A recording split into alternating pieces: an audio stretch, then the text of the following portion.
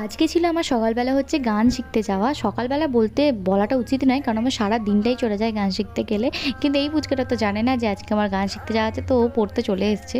তো যাই হোক, ওকে একটুখানি দেখিয়ে দেওয়ার পর আমি চলে যাচ্ছি হচ্ছে গান শিখতে। আর যাব হচ্ছে কলকাতা, কিন্তু এখান থেকে তো আমায় বাস, তারপর ওখান থেকে ট্রেনের পর বাস, অনেক কিছু ধরে ধরে যেতে হয়। তো এখান থেকে বাসটা একবারে স্কিপ করে দিয়েছি, আর বাবাই দিতে যাচ্ছে আজকে আমাকে। তো চলো, কি হচ্ছে না হচ্ছে সব কিছু এই ভিডিওতে থাকবে। So hi everyone, welcome back to my channel.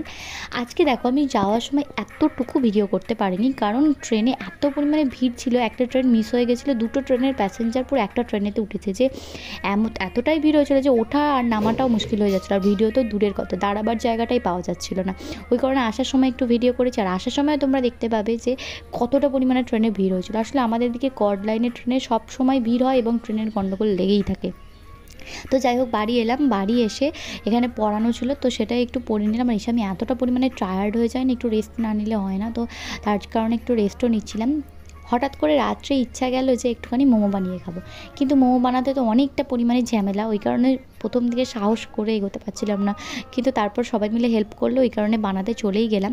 তো আমি বানাতে বানাতে একটা খেয়েও দেখছিলাম যে কেমন হয়েছে মোমোটা। কিন্তু এত তাড়াহুড়োর মধ্যে করার পরেও কিন্তু মোমোটা খুবই ভালো হয়েছে। আমার বোন প্রথমে একটু খেলো, খেয়ে বললো যে না, খুব সুন্দর হয়েছে। কিন্তু মোমো বানালে কী হবে, মোমোর সাথে যে চাটনি স্যুপ, যেটা না থাকলে একবারেই নয়, সেই চাটনি স্যুপটা বানাতে পারিনি কিন্তু, কারণ সেগুলো বানালে আরও একটু টাইম চলে যেত, আর ওই কারণে আর বানানো হয়নি। মোমোটা সসের সাথেই খেলাম। মোমোটা কিন্তু খুবই টেস্টি হয়েছে খেতে, কিন্তু একদম পুরোপুরি হেলদি হয়েছে। মানে খুব যে রিচ করে করেছি সেটা তো একবারেই নয়, আর আমার হাত দিয়ে রিচটা আসেও না। তো যাই হোক, ওরমভাবেই করেছি, কোনো স্পাইস নেই, শুধুমাত্র ওই ময়দাটাই একটু আনহেলদি, বাদ বাকি সব কিছুই কিন্তু একদমই হেলদি ছিল, মানে খুবই টেস্টি হয়েছিল। বোনের তো ফার্স্টে খাওয়া হয়ে গেছিলো, আর আমার বাবা এসব খায় না, তো তার কারণে আমি আর মা এখন নিয়ে বসেছি একটা প্লেটের মধ্যেই, দুজনে খাচ্ছি আর গল্প করছি।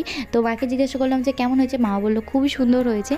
তো সত্যিই সুন্দর হয়েছিল। আজকের ভিডিওটা আমি এতটা পর্যন্তই রাখলাম। ভিডিওটা কেমন লাগলো অবশ্যই কমেন্ট করে জানিও।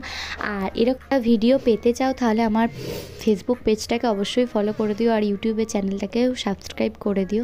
তো আজকের পর্যন্ত এতটাই থাকলো, আর ভিডিওটা কেমন লাগলো প্লিজ লিখে জানিও। তো আজকের মতো এইটুকুই, সবাইকে টাটা।